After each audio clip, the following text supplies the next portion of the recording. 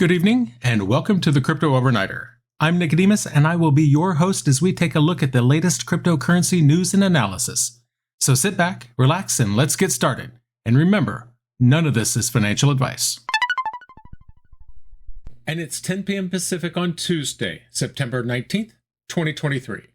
Welcome back to the Crypto Overnighter, where we have no sponsors, no hidden agendas, and no BS. But we do have the news, so let's talk about that. Tonight, we're diving into Hong Kong's JPEX scandal, which has rocked the crypto world and prompted regulatory crackdowns. Across the pond, the UK is sharpening its legal tools to seize crypto assets, but at what cost to financial freedom? In a surprising twist, FTX is suing the parents of its founder Sam Bankman-Fried for alleged misappropriation of funds. Meanwhile, the New York Department of Financial Services is tightening its grip on crypto firms with new guidelines. Down in Thailand, a new tax policy could discourage crypto trading by residents, and over in Malta, the blockchain island is aligning itself with new European crypto regulations. Since around the beginning of the year, we started bringing stories about Hong Kong's re-emergence into the world of crypto.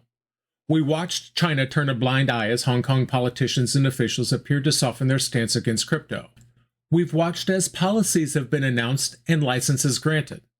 Sadly, it seems Hong Kong's brand new crypto landscape is in turmoil thanks to the JPEX scandal. The Hong Kong police have arrested 8 individuals in connection with the alleged fraud. The police received 1,641 complaints involving assets around 1.19 billion Hong Kong dollars. The authorities also seized cash, jewelry, computers, and phones worth about 8 million Hong Kong dollars. Additionally, $15 million in relevant bank accounts were frozen, along with properties worth about $44 million. Hong Kong lawmaker Duncan Chiu stated that the city is running its second round of consultation for stablecoin issuance guidelines. He hopes that regulatory guidelines for stablecoin issuers will be released by the middle of next year. This comes as Hong Kong aims to develop itself into a Web3 hub. In June, Hong Kong officially started its crypto licensing regime, allowing licensed exchanges to offer crypto trading services. The JPEX scandal is a glaring example of why regulation is both a necessity and a double-edged sword in the world of crypto. Hong Kong, unlike its hulking big brother China, has been more welcoming to crypto firms. Yet, the JPEX case shows that this openness can be exploited. And the government's response? Tighten the noose. Hong Kong's chief executive announced increased efforts to inform investors to only use platforms with Securities and Futures Commission licenses. The JPEX case exposed the vulnerabilities in Hong Kong's crypto market, and it's clear that the government is now in damage control mode. The question is, will this lead to overregulation, thereby stifling innovation, or will it strike a balance, ensuring both growth and security? Either way, it's a critical moment for crypto in Hong Kong, and by extension for the global crypto community. Now before we move on, remember if you find this content valuable, hit that follow button and turn on notifications. Now from Hong Kong's regulatory puzzle, we hop over to the UK. The British are writing new laws that could redefine your notion of financial freedom. Is this an evolution or a step back? Let's find out.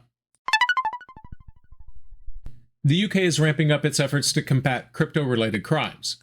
A new bill, known as the Economic Crime and Corporate Transparency Bill, is set to be enacted later this year. This legislation aims to empower local authorities with the ability to freeze and seize crypto assets tied to criminal activities more efficiently. The bill removes the need for an arrest or conviction before assets can be frozen. This is a significant change from the current laws. The bill also introduces new civil forfeiture powers. These allow assets to be seized even if a person is not convicted of a criminal offense. This is particularly useful in cases where the subject of the investigation is unlikely to face justice in the UK. The UK plans to spend $124 million to fight economic crimes, a 50% increase compared to 2020. The bill has moved to its final stages in Parliament and is awaiting final approval. Okay, where do I begin? The UK's new bill is a double-edged sword. On the one hand, it's a powerful tool for law enforcement. It can prevent criminals from moving their assets offshore before they're seized. But on the flip side, this could be a slippery slope towards more centralized control over crypto assets. The bill's broad powers could potentially be misused, leading to unjust seizures. Moreover, the UK's aggressive stance might push crypto activities to jurisdictions with lax regulations. This could make it even more challenging for global authorities to track illicit activities. The bill also raises questions about financial privacy. How much power should a government have to freeze and seize assets without a conviction? The UK's move is a clear signal that governments are becoming increasingly uncomfortable with the decentralized nature of cryptocurrencies. While the bill aims to fight economic crimes, it also sets a precedent that could be followed by other countries. This could lead to a global tightening of regulations around cryptocurrencies, which are something we should all be wary of. Now, you think seizing crypto assets without a conviction is shocking? Hold your horses. FTX is suing the parents of its founder. You heard that right. It's a family feud worth millions, and it raises some dark questions about ethics in the crypto world. Don't go anywhere. So that's got to be a rough day. The day the company you founded sues the very people who gave you life. But that's what's happening as FTX is suing the parents of its founder, Sam Bankman-Fried. The lawsuit aims to recover millions in, quote, fraudulently transferred and misappropriated funds. Both parents, Joseph Bankman and Barbara Fried, are accused of exploiting their influence within FTX to enrich themselves. The lawsuit alleges that the parents received millions from FTX for personal benefit and their chosen causes. For instance, they received over $18.9 million for a property in the Bahamas known as Blue Water. The parents are also accused of siphoning off money for lavish expenses like $1,200 per night hotel stays. The filing further claims that Joseph Bankman had a unique understanding of FTX's complex corporate structure, which he used to facilitate a $10 million cash gift to himself and Fried. Barbara Fried was the point person for SBF's political contribution strategy and co-founded a political action committee that received tens of millions of dollars from FTX. The lawsuit also says that the parents were involved in FTX's business cradle to grave. Joseph Bankman is described as a de facto officer of FTX Group with broad authority to make decisions. Barbara Fried was actively involved in FTX's political donations. The lawsuit against SBF's parents shines a glaring spotlight on the darker aspects of the crypto world. The case raises questions about the ethical boundaries within businesses in the crypto space. The parents, both law professors, should have known better. Their academic credentials add a veneer of legitimacy, making the allegations even more shocking. The involvement of Stanford law professors in such a scandal reminds us that even those in ivory towers can be lured by the siren call of easy crypto riches. The lawsuit paints the picture of a family that used their intellectual prowess not for the betterment of society, but for personal gain. It's easy to get caught up in the promise of decentralization and financial freedom, but this lawsuit shows that the same old vices, greed, corruption, and exploitation, can infiltrate even the most modern of financial systems. It's as I said at the time, the crime had nothing to do with crypto and everything to do with greed. Intrigued by the drama at FTX? Make sure to like this episode and share it. But now, let's switch gears. If you thought family drama was complex, try navigating New York's new crypto guidelines. The NYDFS is tightening the leash on crypto firms. Is it protection or overreach? We're diving in.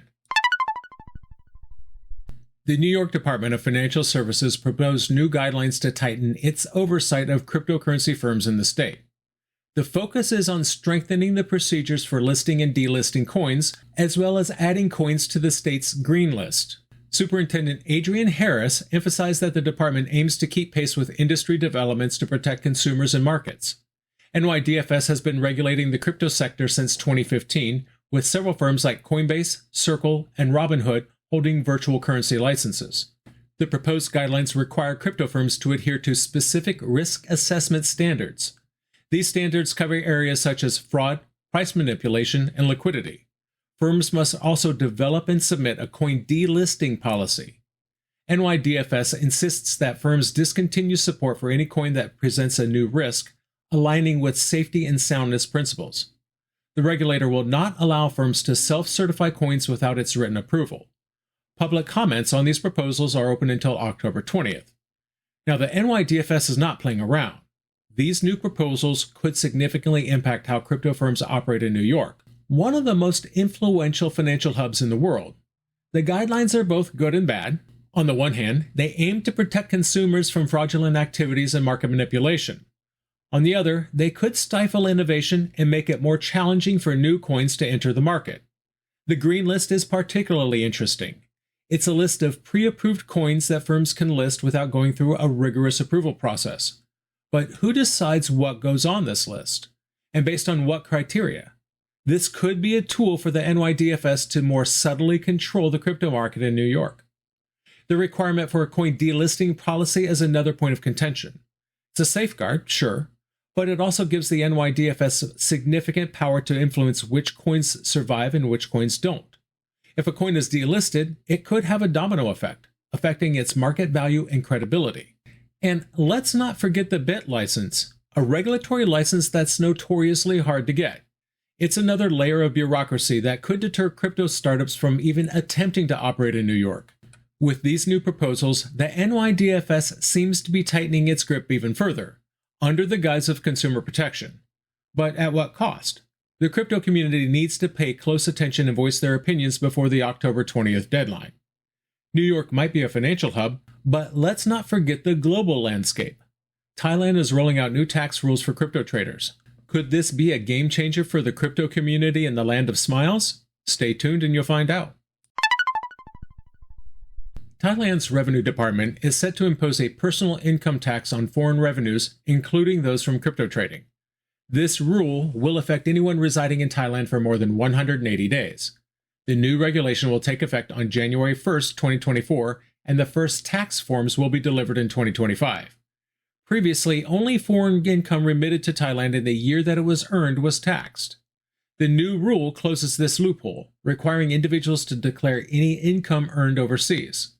The policy specifically targets residents trading in foreign stock markets through foreign brokerages, as well as cryptocurrency traders. Thailand's primary crypto platform, BitCub, has a daily trading volume of $17.6 million. That's a fraction of Binance's daily volume, which is over $4 billion. Financial experts have voiced concerns that this new tax policy may alienate private bankers and financial institutions. The Thai government has also pledged an airdrop to eligible citizens using blockchain digital wallets, costing an estimated $56 billion. The Thai government's decision to tax overseas income, including crypto, is a significant shift. It's a move that could have ripple effects, not just for Thai residents, but also for the broader crypto community. The government is clearly scrambling to find revenue streams to fund its ambitious economic plans, including a nationwide airdrop, but at what cost? Thailand, once seen as a crypto-friendly nation, is now tightening its grip. The government's actions could deter crypto enthusiasts and traders from considering Thailand as a viable base for their operations. This is especially concerning given the country's primary crypto platform, BitCub, already lags far behind global giants like Binance in daily trading volume. Moreover, the timing of this tax rule is intriguing. It comes at a time when Thailand's newly appointed government is pledging economic reforms following a decade of stagnation. The government is clearly trying to balance its books, but the question remains, is targeting the crypto community the right way to go about it? The new tax rule could have unintended consequences. Financial experts have already warned that this could alienate private bankers and financial institutions. This could result in less money coming into the country, defeating the purpose of the tax in the first place. Like the insights on the tax situation in Thailand? Hit that subscribe button. But don't relax just yet. Malta is now aligning its laws with new European regulations. Is Malta still a haven for crypto, or is it another domino falling to government control? Malta is updating its crypto guidelines to align with the Markets in Crypto Assets regulation. This regulation will be enacted on December 2024. The changes will be implemented in a 3-month transitionary period. This allows virtual financial services or VFA providers time to adjust. A public feedback period is open until September 29th. The Malta Financial Services Authority gained new powers.